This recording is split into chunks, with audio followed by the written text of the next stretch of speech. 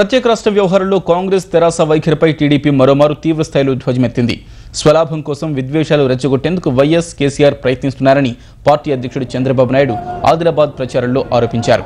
తెలంగాణ వ్యవహారంలో భిన్న ప్రకటనలతో ముఖ్యమంత్రి ప్రజలను అయోమయానికి గురిచేసే ప్రయత్నం చేస్తున్నారని మండిపడ్డారు. తమ పార్టీ నియమించిన కమిటీ నివేదిక ఆధారంగా తాము నిర్ణయం తీసుకుంటామని, తెలంగాణకు టీడీపీ వ్యతిరేకం కాదని పునరుద్ఘాటించారు. సులుగుపల్లి ప్రాంతంలో తమ ప్రచారానికి అడ్డు తగిలిన కాంగ్రెస్ కార్యకర్తలపై చంద్రబాబు ఆగ్రహం వ్యక్తం చేశారు. తెలుగు తమ్ముళ్లు పిడికిలు బిగిస్తే ఎవరూ మిగలరని తీవ్రంగా స్పందించారు.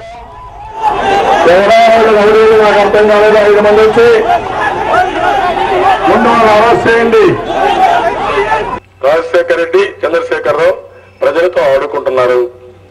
మేము ఒకటే అడుగుతున్నాం, రాజశేఖర రెడ్డి ఒరిజినల్ గా ఏం చెప్పాడు? రాయలసీమ అజిటేషన్ చేయించాడు ఎన్టీఆర్ సీఎంగా ఉంటే. 99 రెండోసారి నేను గెలుస్తానే తెలంగాణ ఎమ్మెల్యేస్ని రెచ్చగొట్టి తెలంగాణ అజిటేషన్ స్టార్ట్ చేసింది రాజశేఖర రెడ్డి.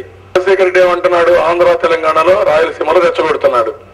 నేను సమైక్యవాదిని, రాష్ట్రం సమైక్యంగా ఉండదు, అక్కడ రెచ్చగొడతాడు. ఇక్కడ చంద్రశేఖరరావు వచ్చి వీళ్ళ రెచ్చగొడతాడు.